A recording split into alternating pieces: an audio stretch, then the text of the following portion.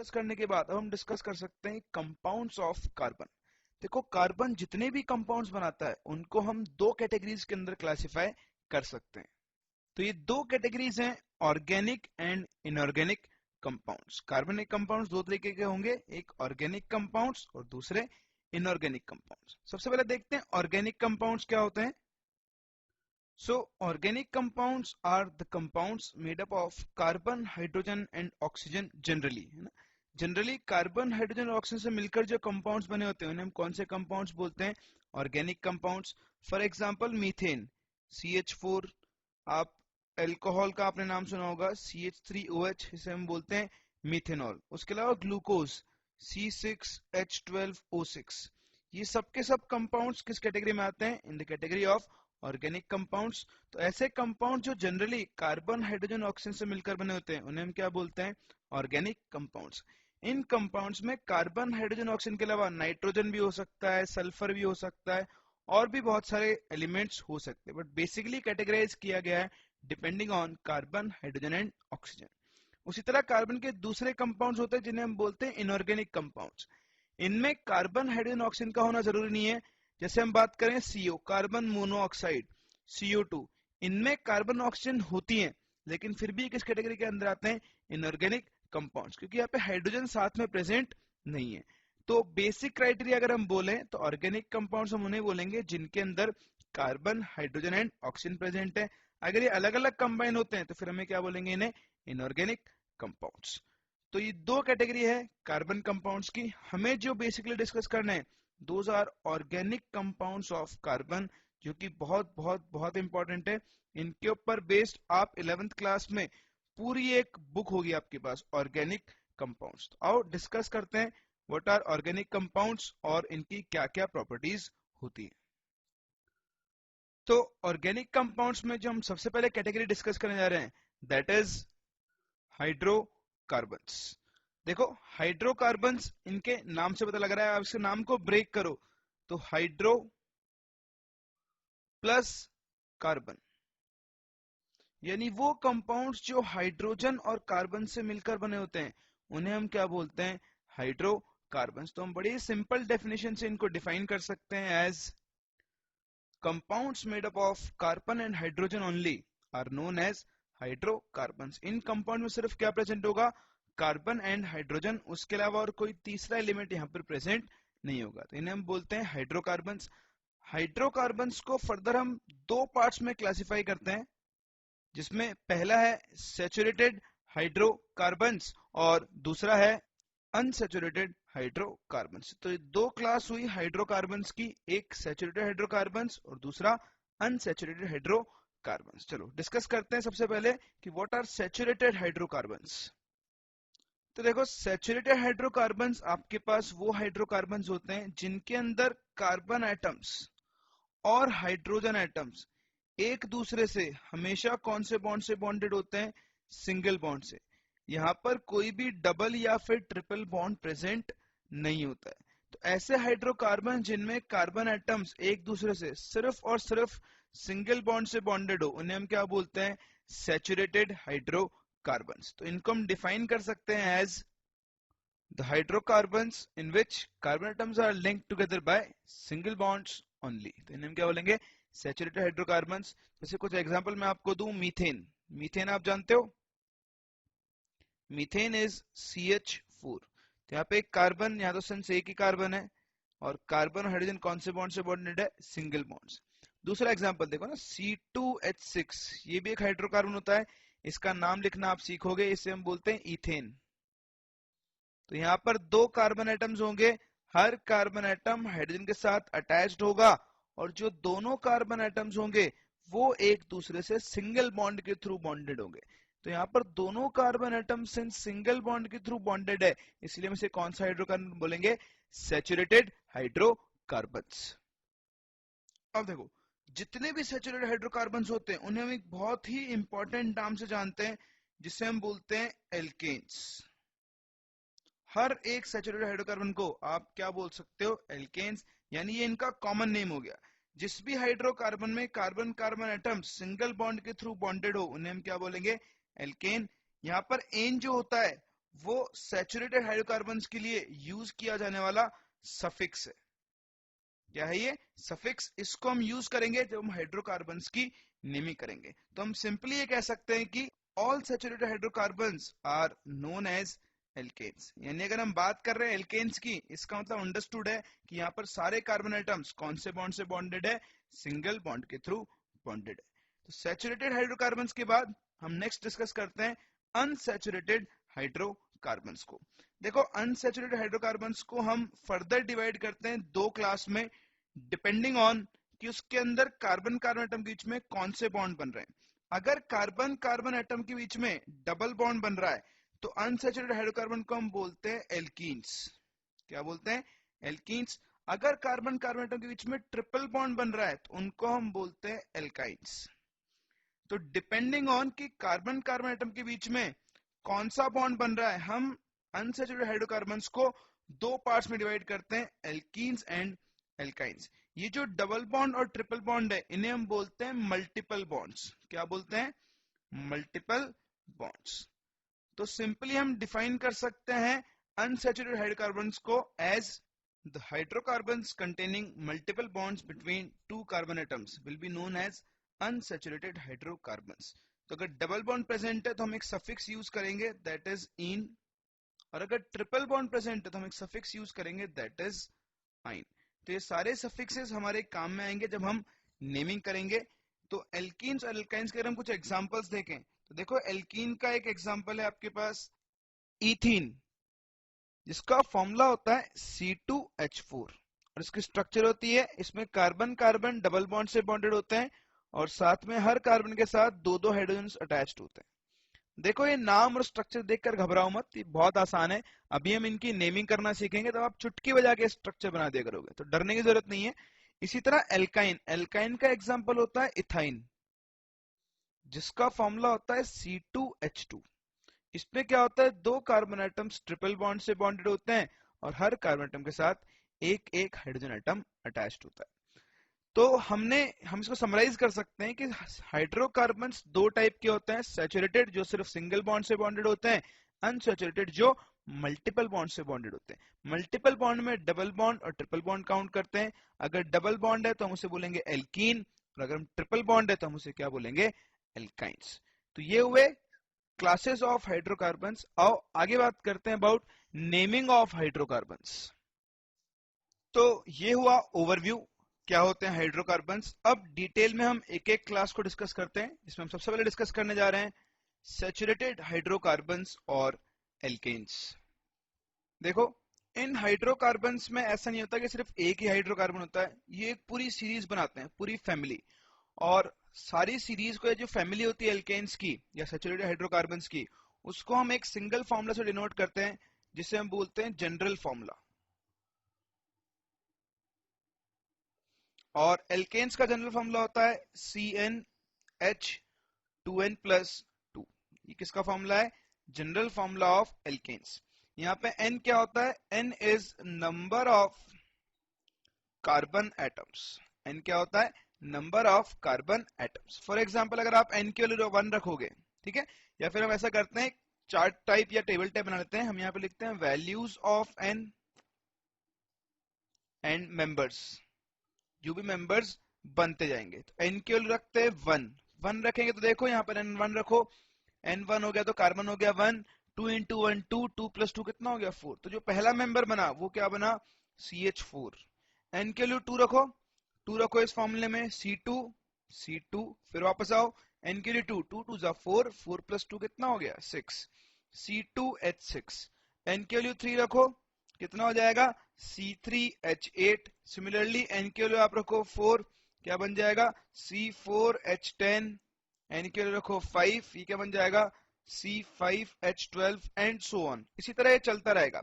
जैसे जैसे आप नंबर ऑफ कार्बन एटम्स बढ़ाते रहोगे, फैमिली के अंदर मेंबर्स ऐड होते रहेंगे। तो ये सबके सब एल्केन फैमिली बना रहे हैं, और एल्केन फैमिली का जो जनरल फॉर्मूला होता है वो क्या होता है?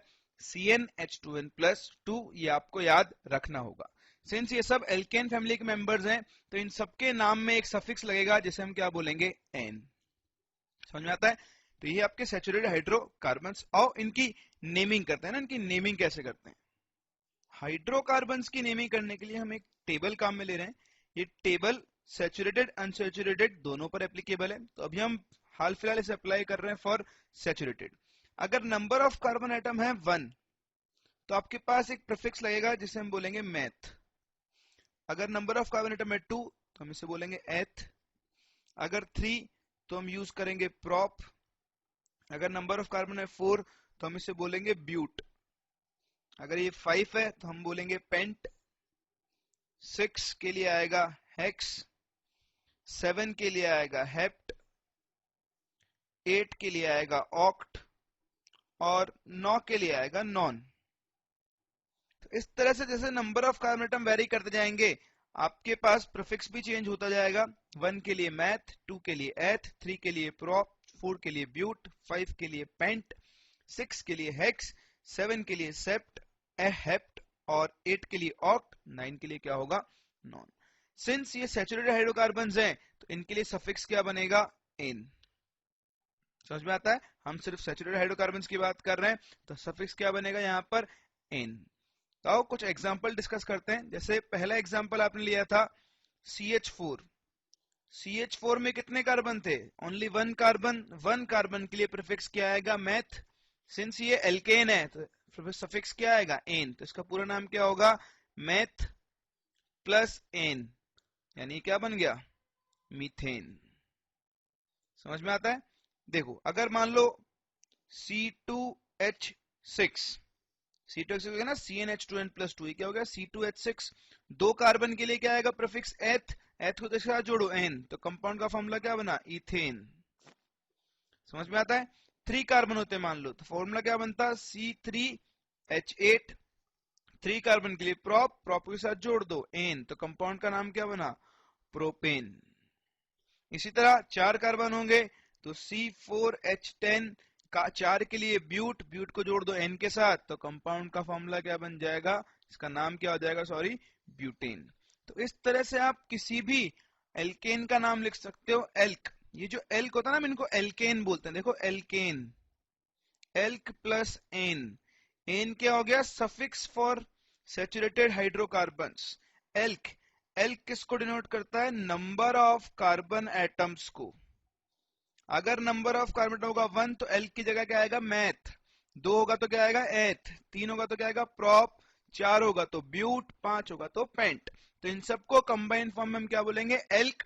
तो एल्क प्लस एन मिलकर क्या बन जाता है एल्केन।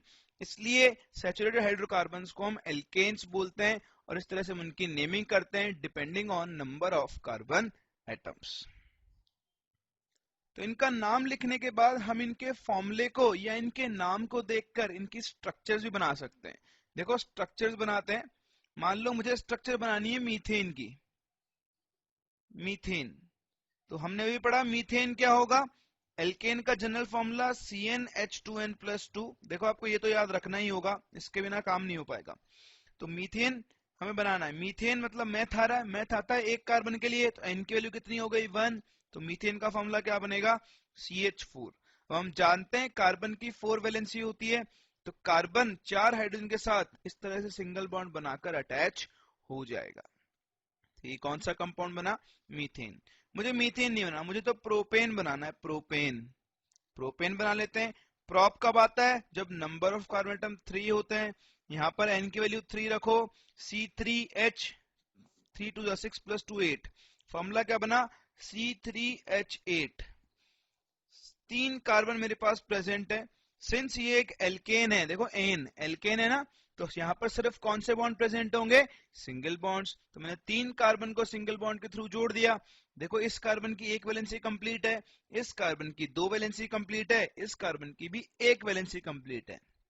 अब बाकी बची 3 वैलेंसीज जिनको मुझे कंप्लीट करना है। तो जो बाकी 3 वैलेंसीज होंगी उनको कौन सेटिस्फाई करेगा हाइड्रोजन। तो देखो मैंने 3 हाइड्रोजन अटैच कर दिए। इसकी 2 वैलेंसी सेटिस्फाई करनी है, इसके पास 2 हाइड्रोजन अटैच कर दो। इस कार्बन की भी 3 वैलेंसी सेटिस्फाई करनी है, तो यहां पर आप 3 हाइड्रोजन अटैच कर दो। तो इस तरह से स्ट्रक्चर बन गई किसकी प्रोपेन की। बोलो बना सकते हैं। एक और एग्जांपल देखते हैं, है ना, हम बात करते हैं ब्यूटेन की। ब्यूटेन, ब्यूटेन का फॉर्मूला क्या बनेगा ब्यूट, यानी 4 कार्बन एटम n की वैल्यू 4 रखो, तो फॉर्मूला क्या बनेगा, C4H2 इंटू 4 8 प्लस 2 10। तो फॉर्मूला बना C4H10। फिर से देखो कितने कार्बन, 4। सिंस यहाँ पर सिंगल बॉन्ड्स प्रेजेंट होंगे तो चारों कार्बन को सिंगल बॉन्ड से जोड़ दो। अब इस कार्बन की देखो एक वैलेंसी कंप्लीट है, बाकी कितनी बची, 3। तो तीनों में कौन अटैच हो जाएगा, हाइड्रोजन। इस कार्बन की दो वैलेंसी कंप्लीट है, बाकी कितनी बची, 2। तो हाइड्रोजन अटैच कर दो। इस कार्बन की भी दो वैलेंसी कंप्लीट है, तो यहाँ भी कितना बचा, 2 हाइड्रोजन। ये लास्ट कार्बन, इसकी एक वैलेंसी कंप्लीट है, बाकी कितनी बची, 3। तो ये बन गई स्ट्रक्चर ऑफ ब्यूटेन C4H10। आप इसे ऐसे भी लिख सकते हो, देखो ये पूरा मॉलिक्यूल हुआ, ये कंपाउंड, ये क्या बना, CH3। सिंगल बॉन्ड ये दूसरे कार्बन से अटैच्ड है जिसके साथ 2 हाइड्रोजन अटैच्ड है, CH2। सिंगल बॉन्ड, फिर ये 2 हाइड्रोजन, CH2। एंड लास्ट वाला कार्बन 3 हाइड्रोजन से अटैच्ड है, तो CH3। इसे भी हम क्या बोलेंगे, ब्यूटेन। सेम इसी तरह हम इसकी स्ट्रक्चर भी लिख सकते हैं, देखो पहले कार्बन के साथ 3 हाइड्रोजन, तो CH3। सिंगल बॉन्ड C, इसके साथ 2 हाइड्रोजन, CH2। लास्ट कार्बन के साथ 3 हाइड्रोजन, CH3। ये भी किसका फॉर्मूला हुआ, प्रोपेन का। तो इस तरह से हम इन एल्केन्स की स्ट्रक्चर बना सकते हैं और उनका फॉर्मूला लिख सकते हैं। चलो अब एक एग्जांपल आपके लिए, आपको बनानी है ऑक्टेन की स्ट्रक्चर। आपको ऑक्टेन की स्ट्रक्चर बनानी है और साथ में उसका ये फॉर्मूला लिखना है। तो देखो ऑक्टेन की स्ट्रक्चर बनाने के लिए पहले हमें एन की वैल्यू निकालनी पड़ेगी। आपने अभी भी टेबल देखी थी, देखो ऑक्ट कब आता है, जब एन की value, number of carbon atoms की वैल्यू कितनी होती है, 8। ठीक है, एन की वैल्यू यहाँ पे कितना रखो, 8। देखो जनरल फॉर्मूला कितना होगा, CnH2n प्लस 2। देखो ये फॉर्मूला ना बैठ के रटना नहीं होता है, आप क्या करो, आप ये स्ट्रक्चर बनाने की प्रैक्टिस करो, और जब भी आप स्ट्रक्चर बनाओ पहले इस तरह से जनरल फॉर्मूला लिखो, फिर उसमें एन की वैल्यू रखो 8। एन की वैल्यू 8 रखोगे तो फॉर्मूला क्या बनेगा, C8H, 8 टू द 16 प्लस 2 18। तो ये बन गया ऑक्टेन का फॉर्मूला। अब हम इसकी स्ट्रक्चर बना लेते हैं, तो स्ट्रक्चर बनाओ, देखो कितने कार्बन है, 8, 2, 3, 4, 5, 6, 7 एंड 8। ठीक है, ये 8 कार्बन एटम्स हो गए। अब मुझे क्या करना है, देखो यहाँ पे सिर्फ सिंगल बॉन्ड प्रेजेंट होंगे, तो बाकी बची हुई वैलेंसीज को सेटिस्फाई कर दो। ये कार्बन की एक वैलेंसी कंप्लीट, इसके साथ 3 हाइड्रोजन अटैच कर दो, आसान है। इस कार्बन की 2 वैलेंसी कंप्लीट है, तो बाकी 2 बची हुई है उनको हाइड्रोजन से सेटिस्फाई कर दो। इस कार्बन की भी 2 वैलेंसी कंप्लीट है, तो 2 हाइड्रोजन। तो यहां तक, इस कार्बन तक हर कार्बन की 2 वैलेंसी कंप्लीट हो रही है, तो सबके साथ एक एक हाइड्रोजन अटैच करते जाओ।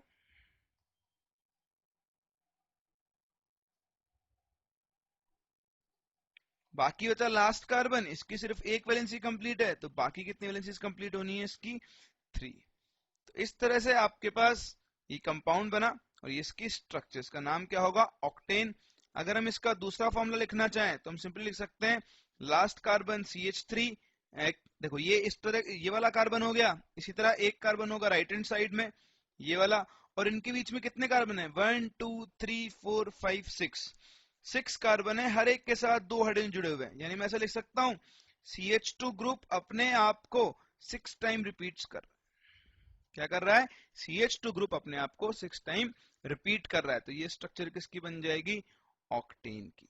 तो इस तरह से कंपाउंड के नाम से या उसके फॉर्मूले से हम उसकी स्ट्रक्चर को ड्रॉ कर सकते हैं। हमें सिर्फ इतना आइडेंटिफाई करना है कि ये जो हाइड्रोकार्बन का फॉर्मूला लिखा हुआ है ये एल्केन है या फिर नहीं है। देखो अभी तक आपने जितने भी एग्जाम्पल देखे हैं उनमें सारे कार्बन एटम्स क्या हैं, एक साथ एक ही लाइन में जुड़े हुए हैं। इन सारे हाइड्रोकार्बन्स को, ये जितने भी एल्केन्स हैं, इन्हें हम बोलते हैं स्ट्रेट चेन एल्केन्स। क्या बोलते हैं, स्ट्रेट चेन एल्केन्स। और इस तरह से हम इनकी नेमिंग करते हैं। ठीक, जैसे हमने इसको बोला ऑक्टेन, क्योंकि ये स्ट्रेट चेन, तो स्ट्रेट चेन के लिए ना एक टर्म यूज किया जाता है एन, हम इसे ऑक्टेन की जगह और क्या बोल सकते हैं, एन ऑक्टेन, क्योंकि एक स्ट्रेट चेन बना रहा है। हम इसको ब्यूटेन की जगह और क्या बोल सकते हैं, एन ब्यूटेन। क्यों, क्योंकि ये भी क्या कर रहा है, एक स्ट्रेट चेन बना रहा है। तो ये जो पहली कैटेगरी थी ये थी स्ट्रेट चेन हाइड्रोकार्बन्स की, और इनकी सिंपल नेमिंग कर सकते हैं इनके अंदर नंबर ऑफ कार्बन एटम्स देखकर। दूसरी जो कैटेगरी आती है वो होते हैं branch chain alkanes. Branch chain alkanes में क्या होता है, एक स्ट्रेट चेन तो होती है लेकिन उसके साथ में एक और अलग से चेन निकली होती है जिसे हम बोलते हैं ब्रांच। इस तरह से ब्रांचेस प्रेजेंट हो सकती हैं। जैसे ये कार्बन एटम्स हैं तो ये क्या हो गई आपके पास, ब्रांचेस बन गई, तो इन्हें हम बोलते हैं ब्रांच चेन हाइड्रोकार्बन। यहाँ पे फिर से कार्बन की सारी वैलेंसीज कंप्लीट होती हैं। अगर आप किसी भी कार्बन की बात करोगे, यहाँ CH3, यहाँ CH2, 1 2 3 4, यहाँ एक हाइड्रोजन और यहाँ पर भी एक हाइड्रोजन। तो ये जो आपके पास हाइड्रोकार्बन बना, जो एल्केन बना, इसे हम कौन सा एल्केन बोलेंगे, ब्रांच्ड चेन एल्केन। इस तरह ये भी क्या होगा, देखो यहाँ पे 3 आएगा, CH3, 1 2 3, एक हाइड्रोजन। यहाँ कार्बन ने एक बॉन्ड बनाया, बाकी 3 हाइड्रोजन के साथ बनाएगा। ये कार्बन 3 बॉन्ड बना रहा है, एक बॉन्ड हाइड्रोजन के साथ। ये कार्बन एक बॉन्ड बना रहा है, 3 बॉन्ड हाइड्रोजन के साथ। ये कार्बन देखो 1 2 3 बॉन्ड बना लिए, एक और बाकी हाइड्रोजन के साथ। ये कार्बन कितने साथ बनाएगा, 3 हाइड्रोजन के साथ। ये कार्बन देखो 1 2, तो यहाँ कितने हाइड्रोजन जुड़ेंगे, 2। यहाँ कितने हाइड्रोजन जुड़ेंगे, 3। तो इस तरह से जो हाइड्रोकार्बन्स बनते हैं, जो एल्केन्स बनते हैं, उन्हें हम क्या बोलते हैं, ब्रांच्ड चेन एल्केन्स। इनकी नेमिंग करने के लिए एक अलग रूल होता है। तो रूल देखने से पहले हम एक चीज और देख लेते हैं। जैसे मान लो ये कार्बन है, ठीक है, अब आप वैलेंसीज कंप्लीट मान के चलना। हर कार्बन की वैलेंसी इस तरह से कंप्लीट है, बस हम लिख नहीं रहे उसको। ये कार्बन है, ये कार्बन है, तो इसको हम बोलते हैं ब्रांच चेन एल्केन या फिर ब्रांच चेन हाइड्रोकार्बन। अगर आप यहाँ पे देखो तो ये जो स्ट्रेट चेन दिख रही है जिसमें सारे कार्बन एटम्स एक ही लाइन में जुड़े हुए हैं, इसे हम बोलते हैं पेरेंट चेन। क्या बोलते हैं, पेरेंट चेन। और ये जो बाकी बच गए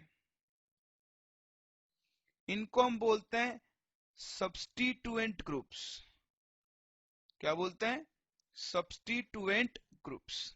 तो जो ब्रांचिंग हो रही है उन ब्रांचिंग को हम क्या बोलते हैं, बेसिकली सब्स्टिट्यूएंट ग्रुप्स। तो आपको पता होना चाहिए ये होती है पेरेंट चेन और ये क्या होते हैं आपके सब्स्टिट्यूएंट ग्रुप्स। तो देखो इनकी नेमिंग करने के लिए हमें कुछ रूल्स फॉलो करने पड़ते हैं। और डिस्कस करते हैं कि हाइड्रोकार्बन्स, जो ब्रांच चेन हाइड्रोकार्बन्स होते हैं, उनकी नेमिंग के लिए कौन कौन से रूल आते हैं। तो सबसे पहला रूल आपका होता है लॉन्गेस्ट चेन रूल। ये क्या कहता है, select the longest possible chain containing carbon atoms। Suppose ये आपके पास एक ब्रांच चेन हाइड्रोकार्बन है। अगेन याद रखना कि सारे कार्बन एटम्स की वैलेंसीज कंप्लीट है, सब 4 बॉन्ड बना रहे हैं। जहां पे कुछ बना हुआ नहीं है बॉन्ड, उसका मतलब वहां हाइड्रोजन जुड़े हुए हैं। जैसे यहाँ पे कार्बन है, एक बॉन्ड बना है, 3 वैलेंसीज बाकी है, तो यहाँ पे क्या जुड़े होंगे, 3 हाइड्रोजन। तो हमें यहाँ पे अप्लाई करना है लॉन्गेस्ट चेन रूल। आपको क्या करना है, select the longest possible chain containing carbon atoms. जिसमें सबसे ज्यादा कार्बन एटम्स हो वही हमारी लॉन्गेस्ट चेन बनेगी। तो देखो मैंने लॉन्गेस्ट चेन सिलेक्ट कर ली। ठीक, ये जो चेन बनी इसे हम क्या बोलते हैं, पेरेंट चेन और मेन चेन। क्या बोलते हैं, पेरेंट चेन और मेन चेन। इस चेन के अलावा जो भी हमारे पास बच गया उन्हें हम क्या बोलेंगे, जैसे हमने पहले डिस्कस किया, ये क्या बन गए आपके सब्स्टिट्यूएंट्स। ठीक, तो ये पहला रूल है लॉन्गेस्ट चेन रूल। आपको maximum number of carbon atoms को इंक्लूड करते हुए एक चेन कंसिडर करनी है जिसे हम पेरेंट चेन और मेन चेन बोलते हैं। सेकंड जो रूल है that is numbering of chain. Chain को सिलेक्ट करने के बाद हम क्या करते हैं, उसकी नंबरिंग। देखो ये रूल क्या कहता है, numbering of chain is done from the end from which the substituent is more closer. देखो ये आपका कंपाउंड है, ये वही आपकी पेरेंट चेन हो गई। पेरेंट चेन के बाद ये दोनों क्या हुए, सब्स्टिट्यूएंट। तो हम क्या करेंगे, चेन की नंबरिंग करेंगे और नंबरिंग वहां से स्टार्ट करेंगे जहां से सब्स्टिट्यूएंट क्या पड़ता हो, ज्यादा क्लोज होता हो। तो देखो जैसे यहां से हम स्टार्ट करते हैं, अगर 1 2 3 4 5 6 7, 7 कार्बन है, ये एक सब्स्टिट्यूएंट, ये दूसरा सब्स्टिट्यूएंट। तो हमें नंबरिंग वहां से करनी है जहां से सब्स्टिट्यूएंट पास पड़ता हो। देखो 1 2 3, थर्ड पोजीशन पे सब्स्टिट्यूएंट आ रहा है, यहां से करो 1 2 3, यहां पर भी कहां पर आ रहा है सब्स्टिट्यूएंट, थर्ड पोजीशन पे। तो दोनों साइड से पोजीशन सेम आ रही है, तो आप किधर से भी नंबरिंग कर सकते हो। लेकिन पिक्चर थोड़ी चेंज करें कि आपका जो सब्स्टिट्यूएंट है वो थर्ड पर ना हो, सेकंड पोजीशन पर हो। तो अब देखो यहां से काउंट करो 1 2 3, थर्ड पोजीशन पे सब्स्टिट्यूएंट आ रहा है। यहां से काउंट करो 1 2, सेकंड पोजीशन पे सब्स्टिट्यूएंट आ रहा है। यानी सब्स्टिट्यूएंट ज्यादा पास कौन से एंड से पड़ रहा है, इस वाले एंड से। तो हम नंबरिंग कहां से करेंगे, इसी एंड से। तो ये कार्बन हो गया फर्स्ट, ये हो गया सेकंड, ये हो गया थर्ड, ये हो गया फोर्थ, ये फिफ्थ, ये सिक्स्थ, ये सेवेंथ। तो ये हुआ आपके पास नंबरिंग ऑफ चेन। नंबरिंग हम वहां से करते हैं जहां से सब्स्टिट्यूएंट ग्रुप पास में पड़ता है। अगर सब्स्टिट्यूएंट की पोजीशन सेम आ रही है तो फिर आप नंबरिंग कहीं से भी कर सकते हो, जैसा ये वाला केस है आपके पास। अब देखो, सब्स्टिट्यूएंट को हम एक नाम देते हैं, वो होता है एल्काइल। क्या होता है नाम, एल्काइल। एल्क मैं आपको पहले ही समझा चुका हूं। एल्क डिनोट करता है किसको, नंबर ऑफ कार्बन एटम्स को। और सब्स्टिट्यूएंट के लिए हम एक सफिक्स यूज करते हैं आइल। तो ये क्या होता है, सफिक्स। तो डिपेंडिंग ऑन कि कितने कार्बन आइटम प्रेजेंट है सब्स्टिट्यूएंट में, हम उसकी नेमिंग कर सकते हैं। फॉर एग्जांपल यहाँ कितना कार्बन है, एक कार्बन के लिए एल्क क्या बनेगा, मैथ, है ना, और सफिक्स क्या बनेगा, आइल। तो ये जो सब्स्टिट्यूएंट हुआ, इसका नाम क्या हो जाएगा, मिथाइल।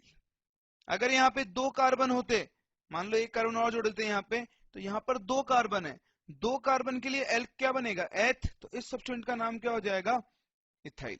तो इस तरह से हम सब्स्टिट्यूएंट का नाम भी लिख सकते हैं। जितने कार्बन आइटम होंगे उसी हिसाब से हम एल्क लगा देंगे, और एल्क के बाद हम क्या लगाएंगे, आइल। तो ये numbering of chain and naming of substituent. हमने चेन सिलेक्ट कर ली, उसकी नंबरिंग कर ली, इसके बाद हमें कुछ नहीं करना होता, सिर्फ कंपाउंड का नाम लिखना होता है। तो देखो, नेमिंग ऑफ कंपाउंड हम कैसे करते हैं। नेमिंग ऑफ कंपाउंड, नेमिंग करते टाइम हमें दो चीजों का ध्यान रखना होगा। एक तो वर्ड रूट। वर्ड रूट क्या होता है, मतलब आपको इसकी डेफिनेशन याद नहीं रखनी है, सिर्फ इसका एक सिग्निफिकेंस होता है। Word root depends on number of carbon items in parent chain, कि कार्बन आइटम में कितने, चेन के अंदर कितने कार्बन आइटम है, उस पर कौन डिपेंड करता है, word root. Suffix, suffix depend करता है टाइप ऑफ हाइड्रोकार्बन पे। जैसे हम यहाँ पर एल्केन डिस्कस कर रहे हैं, तो एल्केन के लिए सफिक्स क्या होता है, इन। देखो, नेमिंग करते हैं जो हमने अभी कंपाउंड डिस्कस किया था उसकी। तो ये वो हमारा कंपाउंड है। देखो यहाँ पे 7 कार्बन आइटम्स प्रेजेंट है, एक मिथाइल ग्रुप। मैं इनकी पूरी वैलेंसी कंप्लीट कर रहा हूँ। यहाँ पे CH3 आएगा, यहाँ पे एक हाइड्रोजन जुड़ेगा, यहाँ पर 2 hydrogens, 2 hydrogens, 1 hydrogen, 2 hydrogen and 3 hydrogen. तो इस तरह से कंपाउंड की वैलेंसी कंप्लीट हो गई है। सबसे पहले आप पेरेंट चेन सिलेक्ट करोगे, तो लॉन्गेस्ट पॉसिबल चेन हो गई ये स्ट्रेट चेन। इसमें maximum number of carbon atom है 1 2 3 4 5 6 7। उसके बाद आप नंबरिंग करोगे, तो नंबरिंग कहां से करोगे, इस एंड से, क्योंकि 1 2 सेकंड नंबर पे एक सब्स्टिट्यूएंट आ रहा है, 1 2 3 थर्ड नंबर पे सब्स्टिट्यूएंट आ रहा है। तो सब्स्टिट्यूएंट इधर से ज्यादा पास है, तो नंबरिंग भी कहां से करेंगे, इस कार्बन से। तो ये फर्स्ट कार्बन, ये 2, ये 3, ये 4, ये 5, ये 6 और ये 7। नंबरिंग करने के बाद अब हमें सिर्फ नेमिंग करनी है। तो ये जो बनी है आपकी पेरेंट चेन, ये पेरेंट चेन क्या प्रोवाइड करवाएगी आपको, वर्ड रूट। वर्ड रूट कुछ नहीं होता, जितने कार्बन आइटम्स प्रेजेंट हैं उसी के हिसाब से वर्ड रूट चलेगा। और ये सेम है, अगर एक कार्बन है तो क्या लगेगा, मैथ। अगर दो है तो क्या लगेगा, एथ। 3 है तो क्या लगेगा, प्रॉप। 4 है तो क्या लगेगा, ब्यूट। एंड इसी तरह चलता रहेगा। 5 है तो पेंट, 6 है तो हेक्स, 7 है तो हेप्ट, 8 है तो ऑक्ट, 9 है तो नॉन, और 10 है तो डेक। तो इस तरह से ये वर्ड रूट काम करेगा। दूसरा, सफिक्स। सिंस यहाँ पे सारे कार्बन आइटम्स के बीच में सिंगल बॉन्ड प्रेजेंट है, इसलिए इसका सफिक्स क्या लगेगा, एन। तो हम क्या करेंगे, नाम लिखते टाइम सबसे पहले हम लिखेंगे पोजीशन ऑफ सब्स्टिट्यूएंट। तो पोजीशन ऑफ सब्स्टिट्यूएंट कितनी है, देखो 2 नंबर पर एक आपका सब्स्टिट्यूएंट प्रेजेंट है और एक 5 नंबर पे प्रेजेंट है। तो हम इसे लिखेंगे, ऐसा करो 5 नंबर वाले को हटा देते हैं हम अभी, इसको हम वापस डिस्कस करेंगे लगाने के बाद। अभी मान लो ये कंपाउंड है, तो 2 नंबर पर एक सब्स्टिट्यूएंट लगा हुआ है, तो इसकी पोजीशन लिखते हैं 2। 2 पर इसमें कितने कार्बन है सब्स्टिट्यूएंट में, एक। मैंने आपको बताया था अभी भी, इसका नाम लिखेंगे एल्काइल। एल्क डिनोट करता है नंबर ऑफ कार्बन एटम को। सिंस एक कार्बन एटम है तो एल्क की जगह क्या लगेगा, मैथ। हम इसे लिखेंगे 2 मिथाइल। समझ में आता है, बस। फिर क्या बच गई, चेन। तो 7 कार्बन है तो वर्ड रूट क्या बना, हेप्ट, और सफिक्स क्या लगेगा, एन। तो ये कंपाउंड बन गया 2 मिथाइल हेप्टेन। देखो एक और एग्जांपल देखते हैं। जैसे ये कार्बन है CH3, CH2, CH3, CH2 and CH3। मुझे इसका नाम बताना है, तो ये लॉन्गेस्ट चेन सिलेक्ट की, चेन की नंबरिंग कहां से करेंगे बताओ? इधर से देखो 1 2 3, इधर से देखो 1 2 3, दोनों तरफ से एक सब्स्टिट्यूएंट सेम पोजीशन पे आ रहा है, कहीं से भी नंबरिंग कर लो कोई फर्क नहीं पड़ता। मान लो इधर से करते हैं 1 2 3 4 5। अब नेमिंग करते हैं। थर्ड पोजीशन पे कौन सा ग्रुप प्रेजेंट है? देखो एक कार्बन यानी मिथाइल, और कोई सब्स्टिट्यूएंट नहीं है। कार्बन एटम्स कितने हैं? 5, तो 5 के लिए प्रीफिक्स आएगा पेंट वर्ड रूट और साथ में सफिक्स एन। तो इस कंपाउंड का नाम क्या हो गया? 3 मिथाइल पेंटेन। बोले समझ में आती है चीज? और कुछ नाम बनाते हैं और नाम नेमिंग करते हैं, देखो थोड़ी बहुत। ये carbon CH3 CH CH2 CH3, then CH2 CH2 CH2 CH2 CH3। मान लो जैसे ये इस कंपाउंड की नेमिंग करनी है, तो अब यहाँ पे भी आपको चेन सिलेक्ट करनी होगी। चेन होनी चाहिए लॉन्गेस्ट। तो देखो यहाँ दो चेन बन सकती है, एक जिसे मैं व्हाइट कलर से बना रहा हूं और दूसरी चेन जिसे मैं रेड कलर से बना रहा हूं। समझ में आता है? ऐसी दो चेन पॉसिबल है। वो चेन कंसिडर करेंगे जिसमें नंबर ऑफ कार्बन एटम ज्यादा है। 1 2 3 4 5 6 7 8। रेड वाली में 8 कार्बन है, व्हाइट वाली में 1 2 3 4 5 6 7, इसमें 7 कार्बन है। तो हम रेड वाली चेन को कंसिडर करेंगे। रेड वाली चेन में नेमिंग नंबरिंग कहां से करेंगे? इधर से 1 2 3, क्योंकि थर्ड पर आपका सब्स्टिट्यूएंट आ रहा है। 4 5 6 7 8, 8 कार्बन की चेन बन गई। ये सब्स्टिट्यूएंट फिर से मिथाइल, नाम लिखो 3 मिथाइल। 8 कार्बन है तो ऑक्ट, सिंगल बॉन्ड्स है इसलिए एन, तो ये क्या बन गया?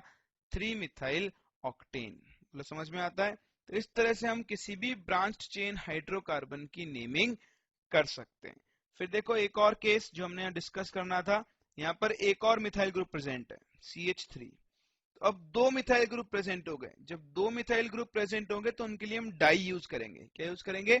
डाई। वैसे ही आपके सिलेबस में नहीं है, फिर भी हम इसको एडिशनली डिस्कस कर रहे हैं कि दो मिथाइल ग्रुप है तो दो मिथाइल ग्रुप के लिए हम क्या यूज करते हैं? डाई। तीन होते तो हम ट्राई यूज करते हैं, चार होते तो हम टेट्रा यूज करते हैं। तो अभी हम सिर्फ दो मिथाइल ग्रुप की बात कर रहे हैं, इसलिए इसकी नेमिंग क्या होगी? देखो 2 नंबर पे एक मिथाइल, 5 नंबर पे एक मिथाइल, तो हम लिखेंगे 2,5। 2 नंबर वाले की पोजीशन, 5 नंबर वाले की पोजीशन। दो मिथाइल है तो हम इसे लिखेंगे डाई मिथाइल। फिर से 7 कार्बन तो हेप्टेन। ठीक है, तो आपको इसके ऊपर ज्यादा फोकस नहीं करना है। आपको तो अभी सिंगल सब्स्टिट्यूएंट वाले कंपाउंड्स के नेम लिखने आने चाहिए, जो बहुत आसान है, लिख सकते हैं। तो कुछ क्वेश्चंस आपकी प्रैक्टिस के लिए मैं आपको देता हूं। तो ये कुछ क्वेश्चंस हैं जिनकी आप प्रैक्टिस कर सकते हो। देखो मैं आपसे एक कंपाउंड डिस्कस करना चाहूंगा, ब्यूटेन। ब्यूटेन का अगर हम फॉर्मूला बनाए तो क्या बनेगा? ब्यूट यानी 4 कार्बन, एल्केन है तो CnH2n+2 C4H10। मैं इसकी 3 स्ट्रक्चर बना रहा हूं, एक CH3 CH2 CH2 CH3, एक मैं बना रहा हूं CH3 CH CH3 and CH3।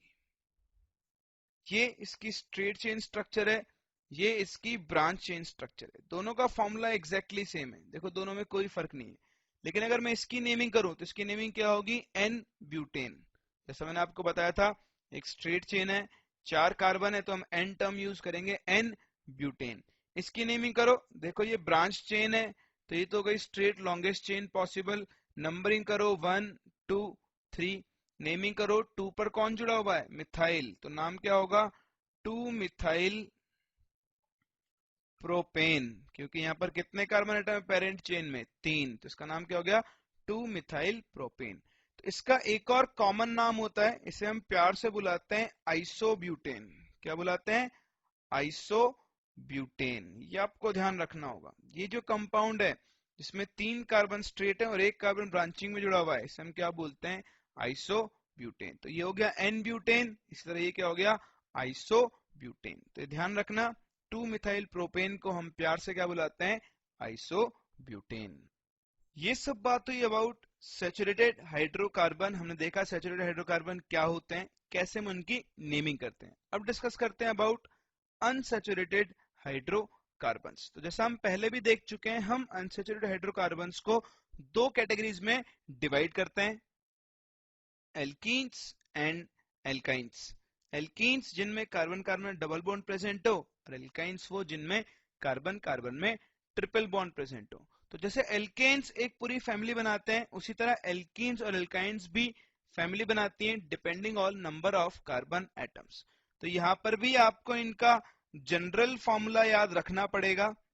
General formula of alkenes जो होता है वो होता है CnH2n, और एल्काइंस का जो जनरल फॉर्मूला होगा वो होगा CnH2n -2। और आपको याद है एल्केन का जनरल फॉर्मूला क्या होता था, CnH2n +2।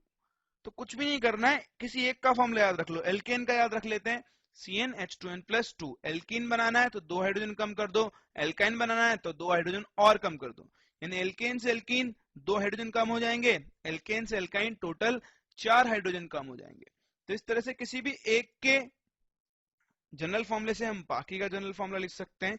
एक बार इनके स्ट्रक्चर्स बनाएं, नेमिंग करें, फिर मैं आपको एक और तरीका बताऊंगा जिससे सिर्फ आपको एक फॉर्मूला याद रखना होगा, बाकी दोनों फॉर्मूले आपको अपने आप याद हो जाएंगे। अब देखो एल्कीन्स के लिए बात करते हैं, वही नंबर ऑफ कार्बन एटम रखो 1। जब n 1 हो गया तो यहाँ पर कोई भी कंपाउंड फॉर्म नहीं होगा, क्योंकि एक कार्बन एटम और एक हाइड्रोजन के बीच में डबल बॉन्ड फॉर्म नहीं हो सकता। इसलिए एल्कीन का जो पहला मेंबर है वो n = 1 से स्टार्ट नहीं होता। सेम इसी तरह n = 1 से एल्काइन का भी कोई मेंबर स्टार्ट नहीं होता, क्योंकि दो कार्बन एटम होना जरूरी है एक ट्रिपल बॉन्ड या फिर डबल बॉन्ड बनने के लिए। तो जिस तरह से एल्केन में n = 1 से CH4 हुआ करता था, ऐसे एल्कीन और एल्काइंस में पहला मेंबर n = 1 से स्टार्ट ना होकर कहां से स्टार्ट होता है, n = 2 से। तो फॉर्मूले में 2 रखो तो फॉर्मूला बनेगा C2H4। ये बनी आपकी एल्कीन, पहली alkene, first member of alkene, जिसमें कितने कार्बन एटम होंगे, 2। Similarly first member of alkyne क्या होगा, C2H2। इसकी स्ट्रक्चर बनाओ, 2 कार्बन एटम, सिंस एल्कीन है तो उनके बीच में डबल बॉन्ड बनेगा। देखो हर कार्बन की 2 वैलेंसी कंप्लीट हो गई, बाकी बची 2 वैलेंसी कौन कंप्लीट करेगा, हाइड्रोजन। यहाँ पर भी कौन कंप्लीट करेगा, हाइड्रोजन। तो ये इस पहले मेंबर की स्ट्रक्चर बनी। सेम इसी तरह ये देखो, ये एल्काइन है तो कार्बन कार्बन के बीच में ट्रिपल बॉन्ड बनेगा, हर कार्बन की 3 वैलेंसी कंप्लीट है, बची हुई एक वैलेंसी को कौन कंप्लीट करेगा, हाइड्रोजन। तो ये हुआ पहला मेंबर ऑफ एल्कीन और ये हुआ पहला मेंबर ऑफ एल्काइन। n की वैल्यू 3 रखो, फॉर्मूला क्या बनेगा, C3H6। 3 कार्बन एटम्स, तो 3 कार्बन एटम्स में से किसी भी 2 के बीच में, ऐसा नहीं है कि हर कार्बन एटम के बीच में डबल बॉन्ड होगा, सिर्फ एक कार्बन के बीच में डबल बॉन्ड है, मतलब सिर्फ एक डबल बॉन्ड होगा कोई भी 2 कार्बन एटम्स के बीच में। तो देखो 2 कार्बन के बीच में डबल बॉन्ड, और यहाँ कौन सा बॉन्ड आएगा, सिंगल बॉन्ड। 3 कार्बन हो गए, इसकी वैलेंसी देखो 1 2, तो कंप्लीट करो 3 और 4 हाइड्रोजन से। इस कार्बन की वैलेंसी 1 2 3, एक कौन कंप्लीट करेगा, हाइड्रोजन। इस कार्बन की वैलेंसी 1, बाकी 3 को कौन कंप्लीट करेगा, हाइड्रोजन। तो ये हुआ second member of alkene family C3H6। देखो C3 1 2 3 4 5 6 H6। इसी तरह हम C3 क्या बना सकते हैं, H4। C3H2n -2 है ना, C3H6 -2 कितना बचेगा, C3H4। तो यहाँ पर भी 3 कार्बन एटम, 2 कार्बन एटम के बीच में ट्रिपल बॉन्ड, इसकी 3 वैलेंसी कंप्लीट, एक वैलेंसी कौन कंप्लीट करेगा, हाइड्रोजन। इन दोनों के बीच में सिंगल बॉन्ड, इस कार्बन की 1 2 3 4 चारों वैलेंसी कंप्लीट, हाइड्रोजन की जरूरत नहीं है। इस कार्बन की सिर्फ एक वैलेंसी कंप्लीट, बाकी 3 कौन कंप्लीट करेगा, हाइड्रोजन। तो ये क्या बना, C3H4। तो इस तरह से नंबर ऑफ कार्बन एटम बढ़ाते हुए आपको कोई भी 2 कार्बन एटम के बीच में डबल बॉन्ड रखना है, उसके अलावा सारे कार्बन एटम किससे बॉन्डेड हो गए, सिंगल बॉन्ड से। तो कुछ एग्जांपल्स हुए एल्कीन्स और एल्काइंस के। फॉर्मूले को देखकर हम उनकी स्ट्रक्चर बना सकते हैं और इनका कंडेंस्ड फॉर्मूला लिख सकते हैं।